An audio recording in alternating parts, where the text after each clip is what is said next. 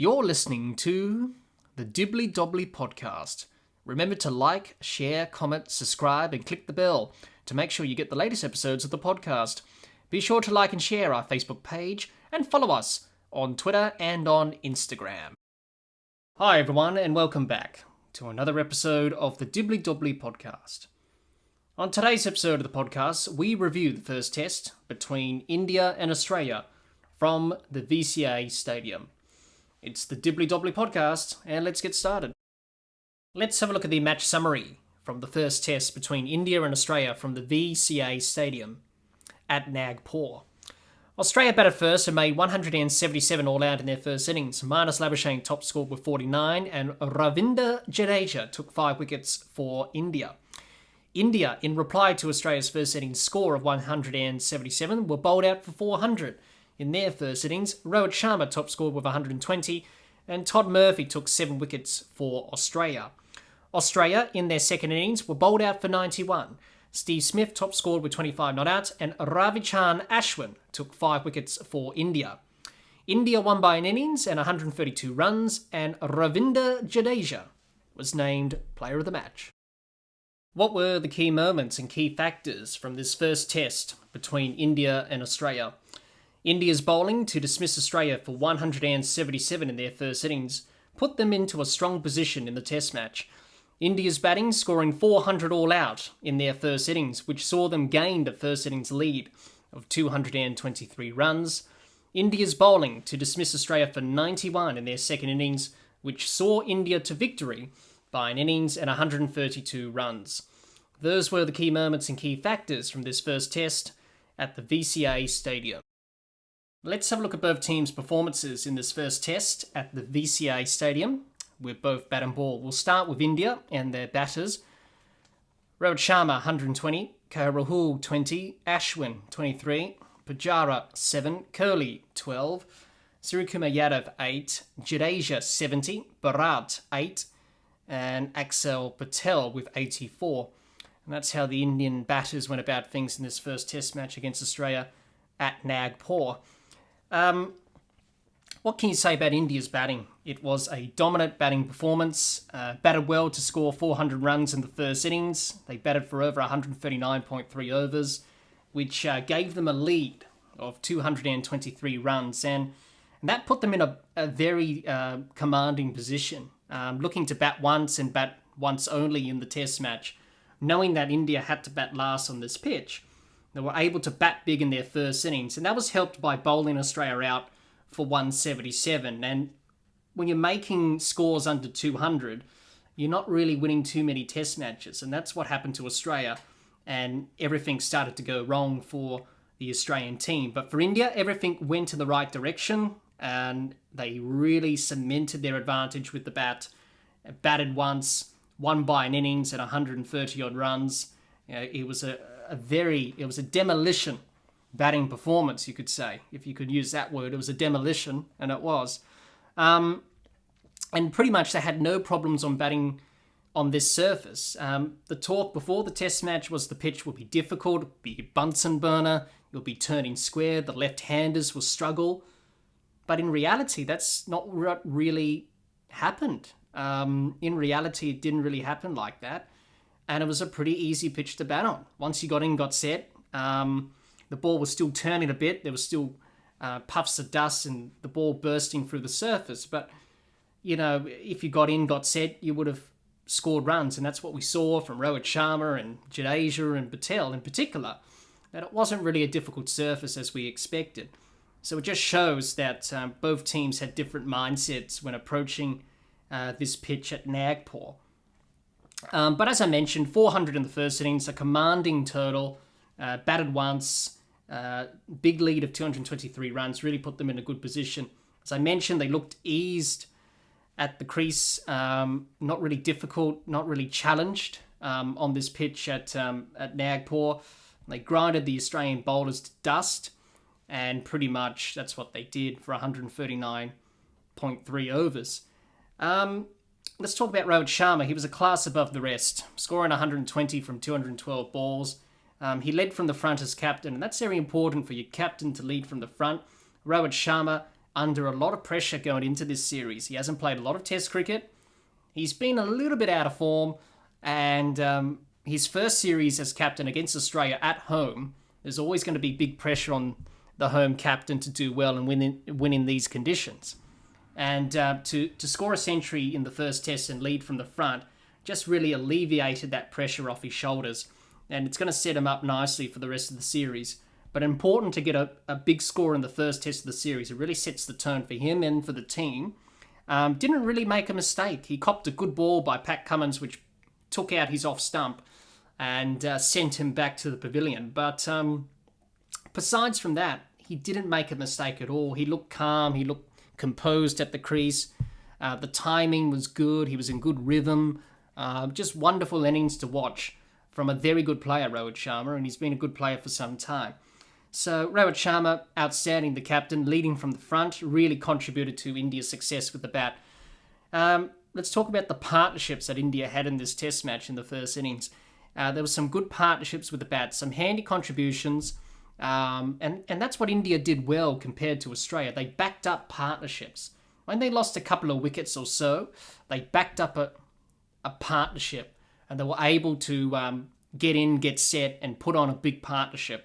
Unlike Australia, they weren't able to do that, but India were able to do that very well.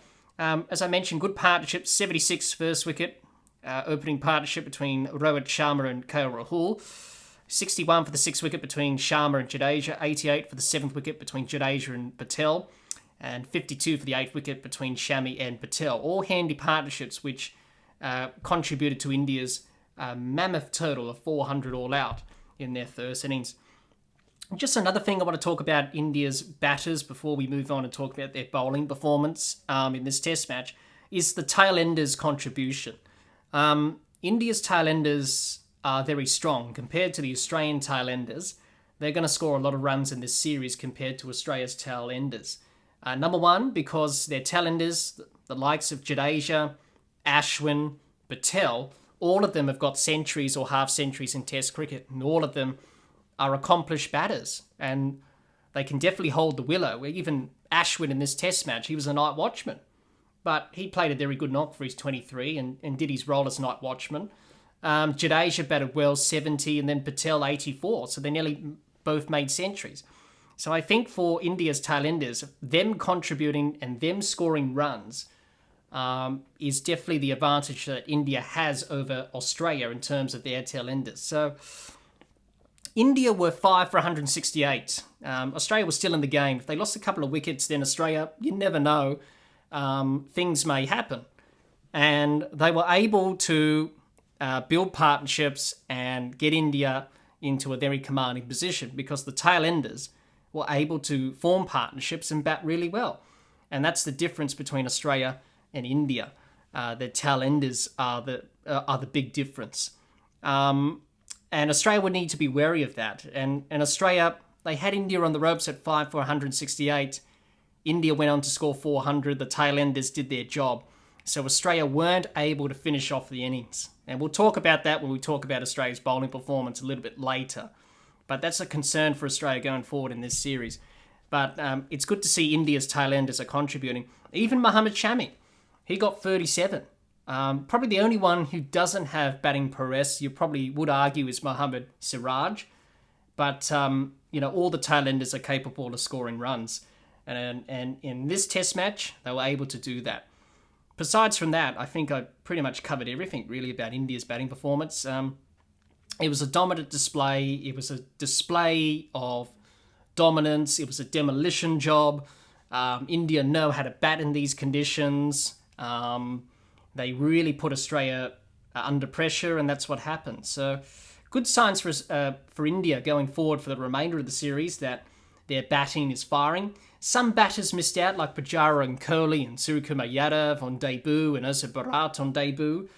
But besides from that, good contributions from Rohit Sharma, Jadeja and Patel really helped them out. So good signs for India with their batting going forward for the remainder of the series. But to finish off their batting from this first test, I thought it was really good. It was dominant, and it was a very dominant batting performance from the Indian team. Let's have a look at the Indian bowlers and their performance in this first test against Australia at Nagpur. 8 wickets for Ashwin, 7 wickets for Jadeja, a wicket for Patel, 3 wickets for Shami, and 1 wicket for Siraj. That's how the Indian bowlers went about things with the ball in this first test match against Australia. It was a pretty dominant bowling performance, you would say, from India in both innings.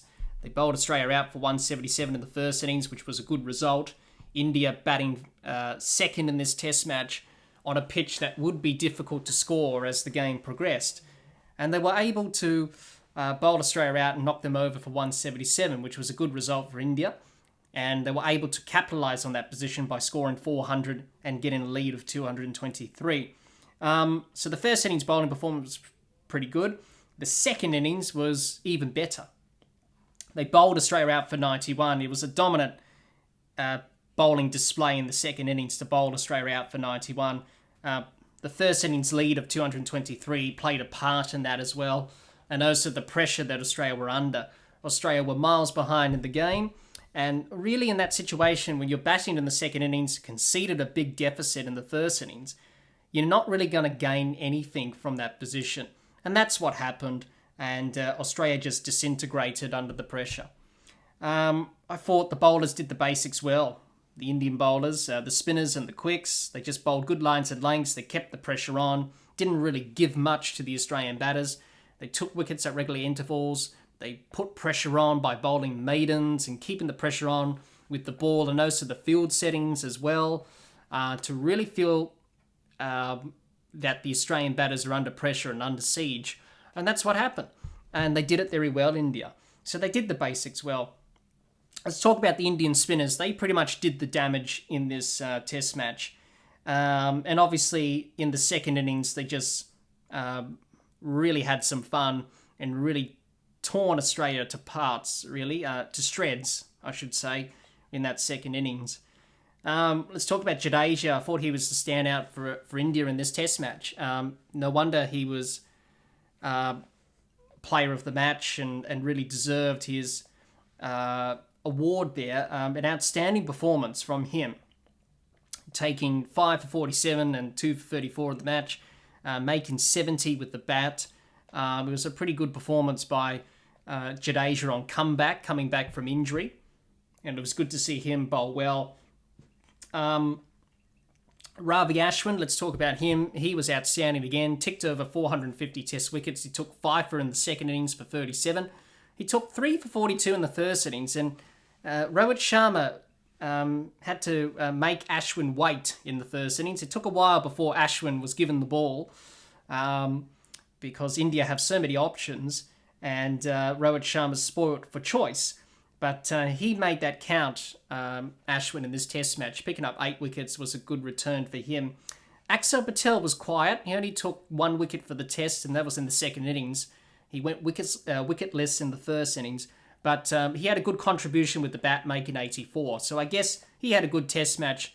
Not so much with the bowling side of things, but he made it count with the batting side of things as well. And we know the Indian spinners are going to be dangerous in these conditions. They're going to be testing the Australian batters every ball, every over that they bowl to them.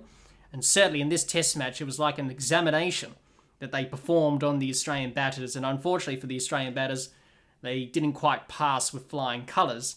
And the Indian bowlers made the Australian batters' life a bit difficult in this first test match. So the spinners were very good. Let's talk about Shami and Siraj, the quick bowlers. They contributed in some way. They took wickets. Shami took 3 for the match. Siraj only took 1. And then he only bowled 1 over in the second innings for a maiden. But they were very good.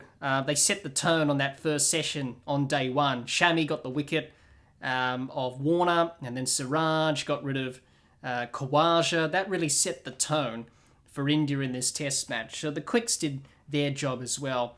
Nothing much to add on to that, really. It was a dominant bowling display from India. They've got some very skillful bowlers, dangerous bowlers in these conditions. The spin attack's very good. The pace attack's also very good. It's a very well-balanced attack, and they're all capable of taking wickets. And as we've seen, they're capable of taking bags of wickets. We saw that from Jadeja in the first innings with Pfeiffer. And we saw that in the second innings with Ashwin taking 5 for as well. So just to finish off about India's bowling, good signs for the remainder of the series that the bowlers will definitely be in the wickets. Very dominant display in this first test against Australia.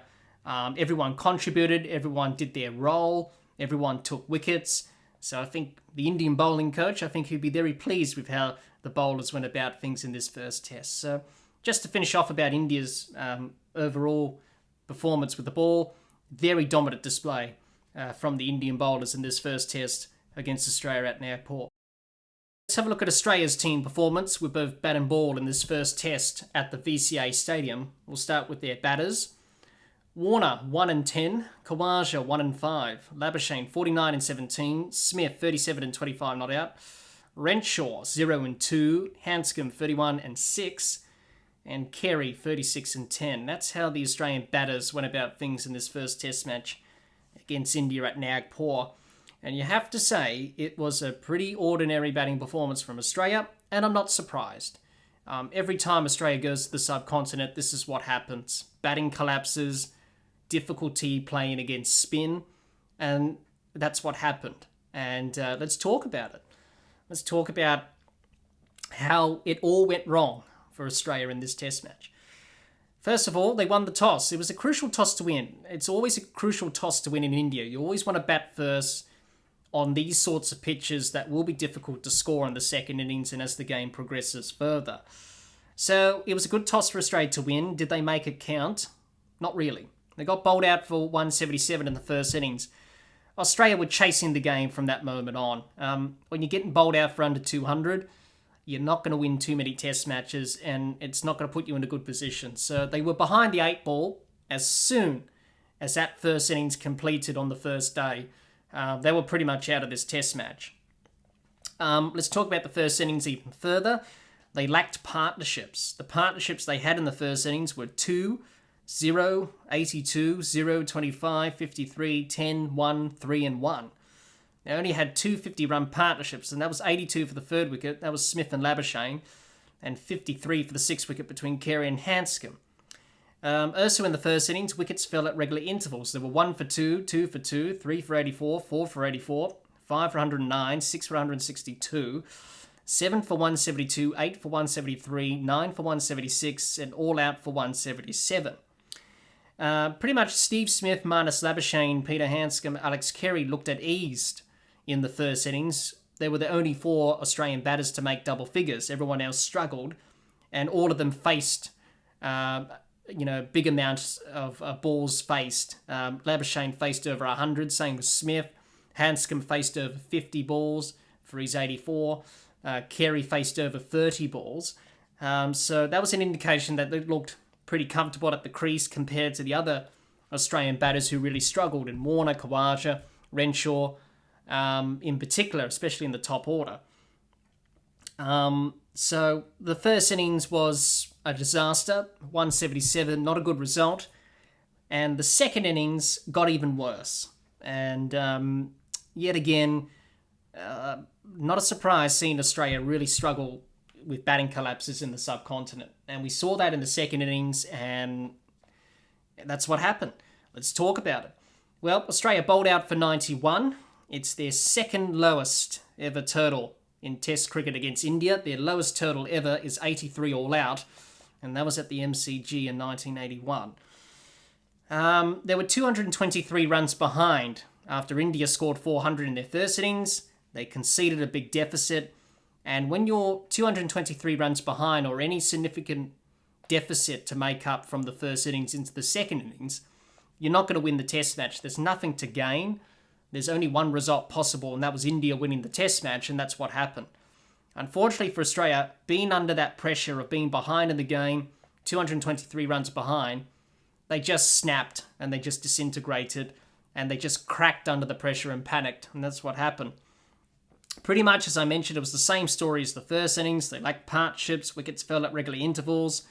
It was like a revolving door of Australian batters. One was in, one was out.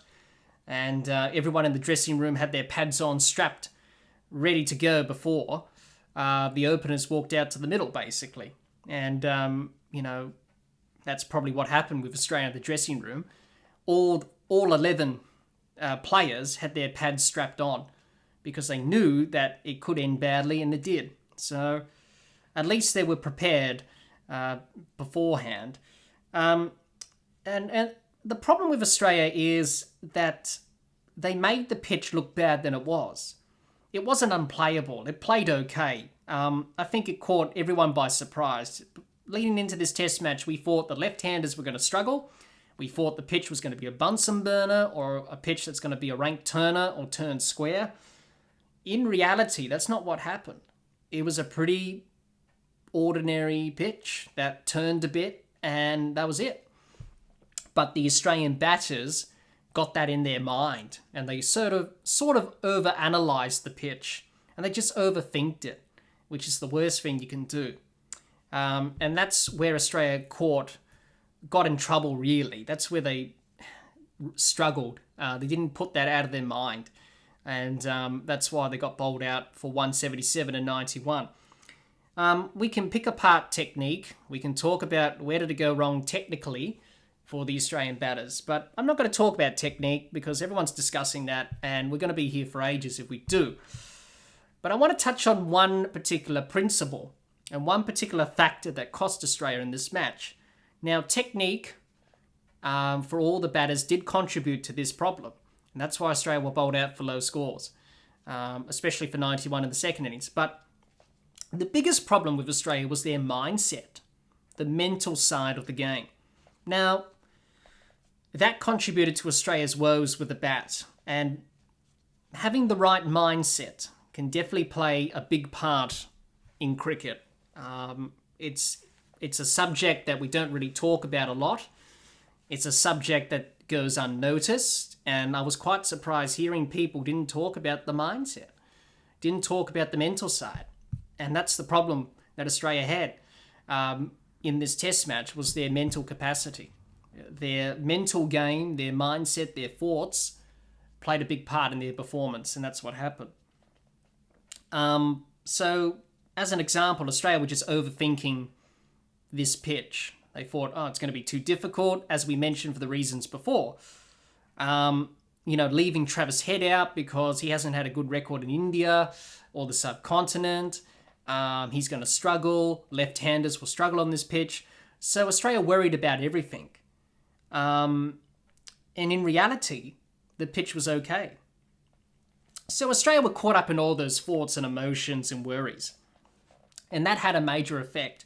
Now, as human beings, it's normal to feel anxious and worry about stuff because that's just a natural response.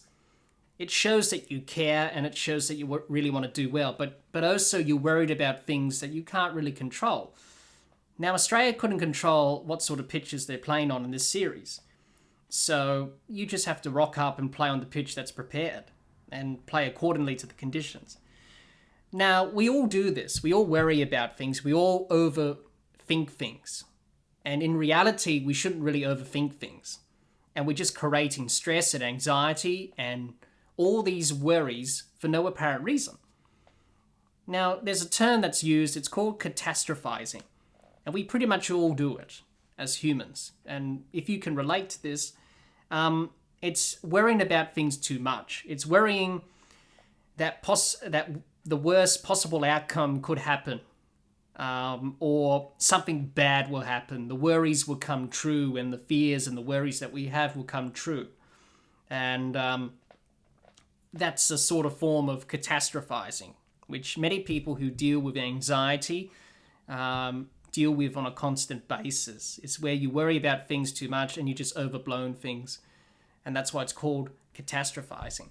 And I think Australia did a little bit of that. They just overthought it too much, which you can't do. You've got to have a conversation with yourself and just say, right, okay, are any of these worries or fears going to come true? And that's a technique that people use to deal with anxiety, where they challenge their inner thoughts and they challenge the irrational thoughts. And they say, right, okay, is this likely going to happen? Show me if this is going to be true. Show me the evidence. All those sorts of questions that you ask yourself. And it can really help to try and not catastrophize all the time. It does really help. And for the Australian team, they've got to ask themselves those questions mentally. Have a conversation with yourself and just say, right, okay, are these worries and fears going to come true? Or they're just in my mind and I think they're going to happen, but they didn't. So we go back to what happened with the pitch. Was it a difficult pitch to play on? No. It didn't really eventuate. Look at India. They batted okay on the pitch. They scored 400. So how come we got bowled out for 177 to 91? It's because we worried about something that didn't actually happen, that didn't actually come true. So Australia would need to try and banish those irrational thoughts and have a conversation individually, mentally to themselves to try and, reason with their irrational thoughts and try to make sense of it. Because Australia can't do that. If they do that for the remainder of this series, they are going to struggle and they are going to probably have more batting collapses than more often than not, as we saw in this first test here at Nagpur. Also, Australia have to be more positive with their mindset. I thought in this test match they're a bit negative and timid. That's because they were worried about all these different factors, as we explained, which was on their mind and sort of clouded their mind a bit, and they couldn't think straight. So I think for Australia to have success against India's spinners is they've got to take the game on and be positive. You can't be negative. If you're positive, use your feet, get down to the pitch of the ball, hit the spinners over the top. As we saw from some of the Australian batters, we saw Steve Smith do that in both innings. He was prepared to do that. And that's the right way to go about it. If you do that, the Indian spinners will change their plans and they'll change their lines and lengths accordingly because they're under pressure. So I think for Australia, they've got to be a bit more positive. Can't be timid and negative. There's a bit of self-doubt that's creeping in, and you've got to have a conversation with yourself about the self-doubt and just say, right, okay, we can do this. We can score runs in these conditions. It's going to be difficult. It's going to be a challenge, but we can definitely do it. So it's about turning the negative thoughts into positive thoughts and trying to quash out the irrational thoughts, as we mentioned, when you overthink things too much. That's what can happen. And I think Australia just need to back themselves. Back your methods, back your processes. And they didn't quite do that in this test match.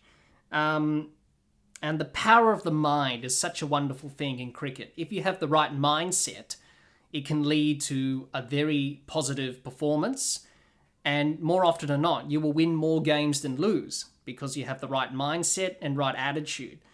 And I think Australia just need a bit of a reset with their mindset and their attitude.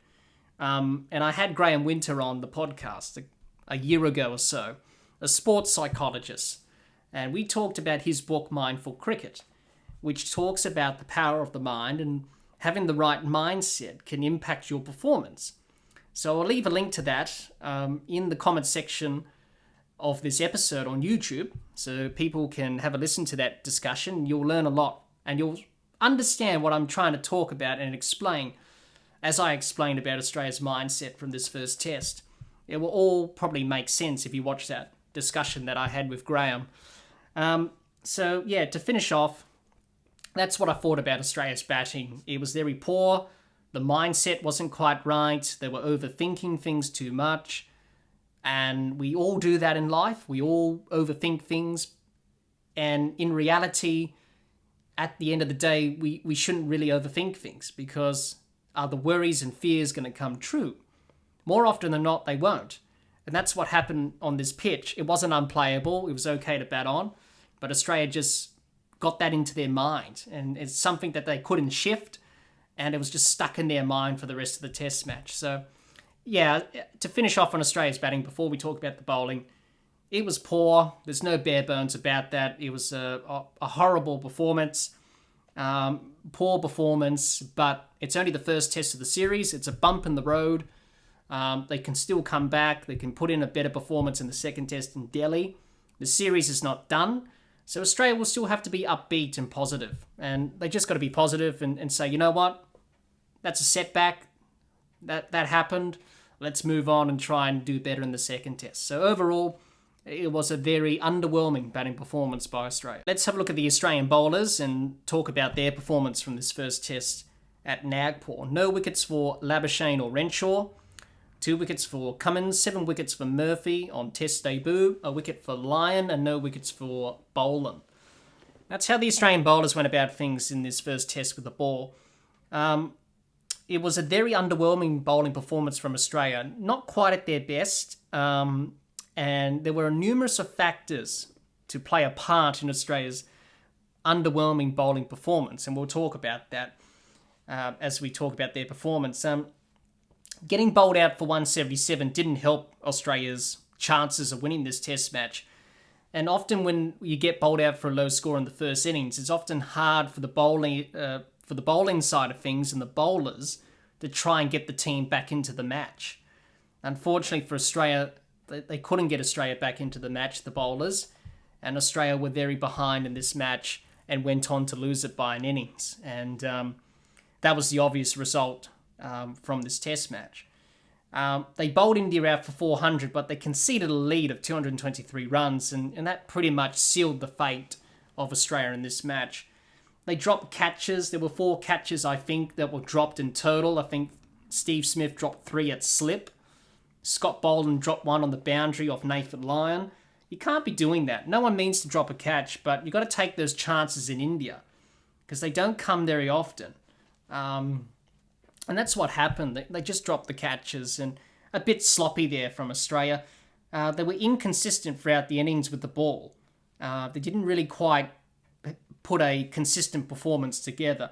They managed to bowl tight lines and lengths, and they put pressure on India because run scoring for a bit for India was difficult. Australia did well to control the run rate, especially when you're not taking wickets. The other plan for a bowler is to dot it up. Bowl tight, good lines and lengths, and put pressure on the batters and make them earn the runs. And Australia did that throughout their bowling innings. Unfortunately, they weren't able to do that long enough, and India were able to score runs and really get away from Australia. So Australia didn't really quite put the pressure on for long periods of time. They had India 5 for 168. The game was still in the balance at that stage. If Australia got a couple of wickets, you never know, they would have got India out for 200 all out at that stage. But India went on to score 400 because of the tail-enders. And we mentioned that when we talked about India's batting performance, about the tail-enders and their contributions. Jadeja, Patel, scored 50s. They scored 70 and 84 respectively. And that was the problem with Australia. Australia have this problem for some time of not wrapping up the innings quick enough. And for Australia in this series, they've got to get India's tail-enders out, because if they are going to defend their first inning score, or if they're bowling first and India are batting first, they need to wrap it up quickly, because India will score big totals. Their tail-enders can bat.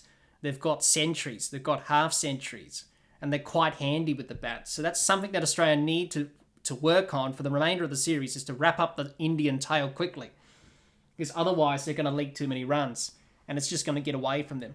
I thought the Australian bowling was a bit innocuous. It wasn't really threatening at times, which is a concern going forward for Australia. Now, that can be a number of factors. Number one, Australia had a lack of variation. Australia picked 2 off-spinners in Todd Murphy and Nathan Lyon. There wasn't any leg spinner, a frontline leg spinner. No Mitchell Swepson was selected. There wasn't a left-arm spinner. They didn't select Agar. So they were lacking a little bit of variation and variety in the attack. Nathan Lyon was ineffective. He was expensive. He bowled nearly 50 overs, nearly conceded 130 runs. And the thing with Nathan Lyon, we know that he doesn't have variations. We know he doesn't have a current ball like Ashwin does, or he relies on his pace and changing his pace and trajectory and his lines and lengths. And that's the sort of bowler he is. And he's been a successful bowler for some time, Nathan Lyon, doing that. But it's a very different environment when you're bowling off-spin in India compared to bowling off-spin in Australia, where pitches don't really turn as much. So for Nathan Lyon, he is the senior spinner, and he needs to really stand up and really take charge, because Todd Murphy did out-bowl him in this test match, which is fantastic for Todd Murphy that he picked up 7 wickets. We'll talk about him in a minute. But for Nathan Lyon being the senior bowler and the debutant in Todd Murphy showing you how to bowl on this surface, that's a little bit of a concern. So Nathan Lyon really needs to stand up for Australia because Australia need him to take wickets and be a match winner. And he's a professional, Nathan Lyon. He'll definitely come back. Australia, when they picked up a couple of wickets, they didn't pick up wickets in clumps. That's a concern. We mentioned about the lack of variation. They've drafted in Matt Kuhneman, Queensland left-arm spinner, replacing Mitchell Swepson in the squad, because Mitchell Swepson's gone home to Australia because his wife's expecting their first child. Now, we wish Mitch all the best in that. So that's why Kuhneman has been called up. So he may potentially debut and give Australia that other variation that they need in the attack to be effective in these conditions. In saying that, they'll be up to the Australian selectors what they do for the second test. But let's talk about Todd Murphy. He was the positive for me. I think he was the standout bowler, and I think most of people would agree with that. He was the pick of the bowlers.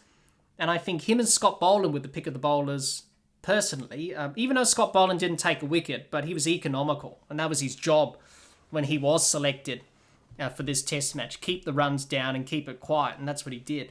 But going back to Todd Murphy, 7 wickets on debut, 7 for 124 was outstanding.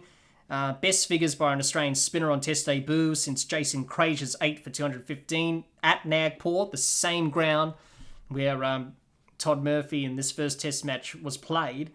And Jason Krazier got that 8-wicket haul in 2008 at Nagpur. I thought Todd Murphy looked the part. He wasn't overwhelmed by the occasion. He has a bright future ahead. He can definitely bowl. And I can see why people have said this kid can bowl, and potentially he could be the successor to Nathan Lyon in the future. And I think they're right about that. So pretty good to see Todd Murphy really do well. And I hope he has a very good career with the ball for Australia in Test cricket. We're going to be seeing him in Test cricket for a long time to come. So, yeah, I think that's pretty much it with Australia's bowling performance.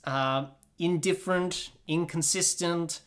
I think they missed some bowlers like Mitchell Starc and Cameron Green.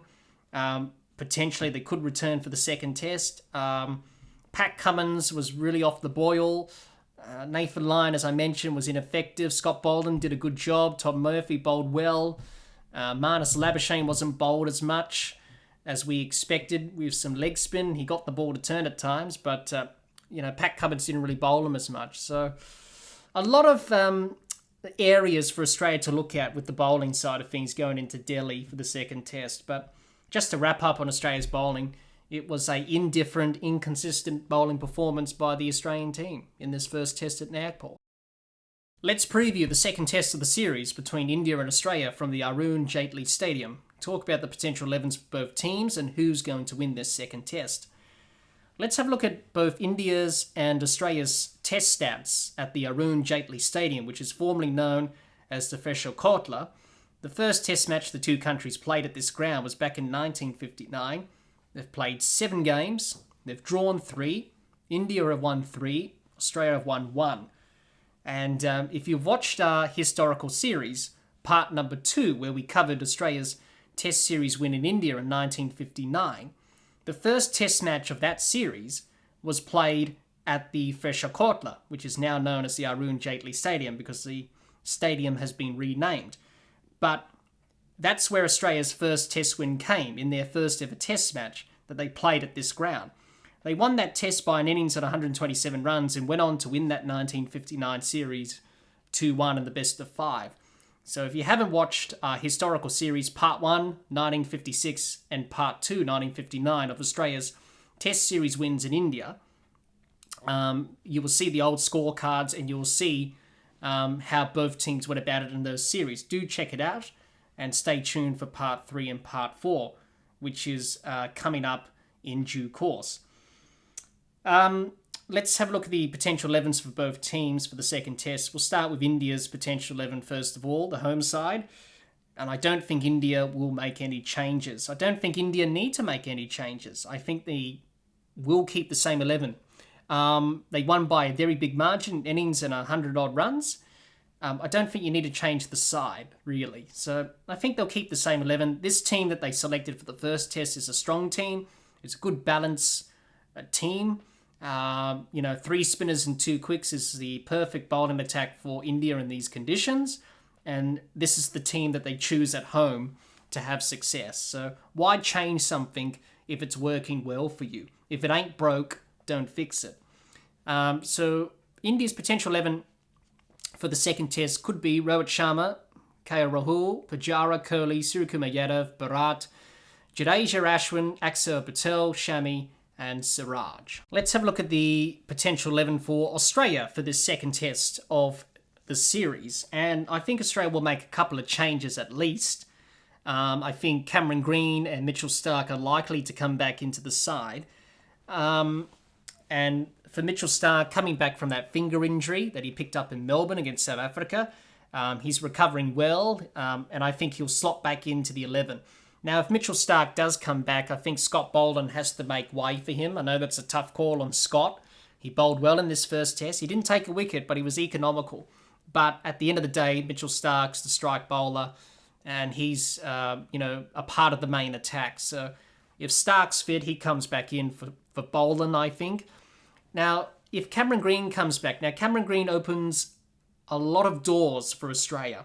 Australia can definitely try different combinations with their bowling.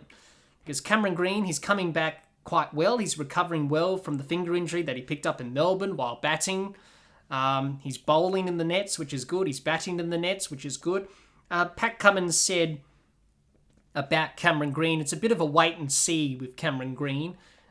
Bit of touch and go. If he's fit, he'll play. If he's not, we won't risk it. And that's understandable. But if he is fit, I think Cameron Green comes back into the side. He replaces potentially Matt Renshaw. Had a pretty quiet test match, Matt. And I think, Cameron Green to slot back in place of Matt Renshaw if he's fit. But as I said, Cameron Green provides a lot of options for Australia. They can play 2 quicks and 3 spinners. So Cummins and him can be the 2 quicks, and you can play 3 spinners. Also, Australia have drafted in Matt Kuhnemann, replacing Mitchell Swepson, as we mentioned earlier, because Mitchell Swepson is expecting his first child, and that's why Matt Kuhnemann's been called up. But he's also a left-arm spinner. He's improved for Queensland and Sheffield Shield cricket, and he could potentially make his debut. So Australia could ponder with the idea of playing 3 spinners in Delhi. Depends what the pitch is, depends what conditions are. So Australia, with Cameron Green to the side, he does make Australia's options a lot easier. So I think Australia will make 2 changes, but I think everyone wants Australia to make another change, and that's bring Travis Head back into the side. Now, for me, Travis Head has a question mark. The reason I've done that is, he may play, he may not. But, if he does come in, then I think he probably comes in for Peter Handscomb. And then resume his spot in the 11. With Travis Head and for Australia, they can't get too carried away with Travis Head's record overseas. Yes, it isn't the best in the subcontinent, and he struggles against the spinners. But you really got to take a punt. You got to take a risk, because this second test of the series is an important test for Australia. They have to win this test to get back into this series. And, you got to pick your best 11 to do that. And they're going to have some players that are coming back from injury, as we mentioned, Green, Starc, potentially. And Travis Head can be a match winner. He may prove people wrong. You don't know if you don't give him a try. And I think the selectors, this is what we talked about with Australia. You can't overthink things. You can't be worried about things too much. You can't be consumed in that. So you've got to have a conversation with yourself and say, right, Travis Head's a match winner. He can win us games. But on the other side, his record's not good in the subcontinent. But, which side of the coin do we want? We want him in the side because he can be the aggressor. He can be the match winner. So that's something what the selectors need to toil with. So potentially they could make 3 changes if they want to. But I don't think they will. I think they'll back Peter Handscomb and Travis Head will be left out again. That's probably the most likely outcome. But I think they'll make a couple of changes, probably Green and Starc to come back. So Australia's potential 11 for the second test could be Warner, Khawaja, Labuschagne, Smith, Renshaw or Green, Handscomb or Head, Carey, Cummins, Murphy, Lyon, Boland or Mitchell Starc. Now, who's going to win the second test match at the Arun Jaitley Stadium? Well, this is a big test match. In the context of the series, it is an important test match. If India win this test match, they're pretty much guaranteed of winning the series or drawing the series, and they will retain the Border Gavaskar Trophy if that is the case. For Australia, they have to win this test match to get back into this series. Simple as that. Australia will have to improve on their batting and bowling. India can't be complacent. So I think we're in for another exciting test match. It could go either way. I think we should be wary of Australia coming back. I think, when teams lose by a big margin, they often come back and play better. They're up against it, Australia. There's many challenges posed to them. But this is what Test cricket's about. You've got to overcome those challenges. And for India, they will be favourites, but they shouldn't be complacent. Whatever happened in the first test has happened. That doesn't count for anything when you go to the second test. You start on zero again, and you reset. And for India, they're not going to be given another test win. They have to earn it. So I think we're in for another exciting test match. But you'll have to say India will start as favourites, but you never know. Australia could come back and mount a comeback and get back into the series. But let's hope for a great test match for the second test in Delhi between two very good sides in India and Australia. What can we expect from both teams and from this second test at the Arun Jaitley Stadium? This second test at the Arun Jaitley Stadium, formerly known as the Faisal Kotla, is an important test for both sides, and in the context of this series. Both teams will be eager to win this test match for all different reasons. India, coming off their dominant victory in the first test, will be full of confidence heading into this second test. But they must be wary of a potential comeback from Australia, and what happened in the first test doesn't count for anything heading into this second test. Australia will need to bounce back quickly from the crushing defeat at Nagpur if they are to get back into this test series. They will need to turn things around with both bat and ball. It was a dominant performance by India to win this first test by an innings at 132 runs. This win sets India up nicely for the remainder of the series, and they will be hard to beat. For Australia, it was a test match to forget. Everything that could have gone wrong did, and they weren't at their best with both bat and ball. But there was one positive from this difficult defeat, and that is Todd Murphy taking 7 wickets on Test debut and putting a smile on all of the Australian players and fans' faces. The first test at Nagpur is done and dusted. The test show moves on to Delhi for the second test. What does Delhi have in store for us for this second test of the series? Well, that's all the time we have for this episode. Be sure to subscribe and click the bell to get the latest episodes of the podcast, and like and share our Facebook page and follow us on Twitter and on Instagram. Until next time, keep safe and bye for now.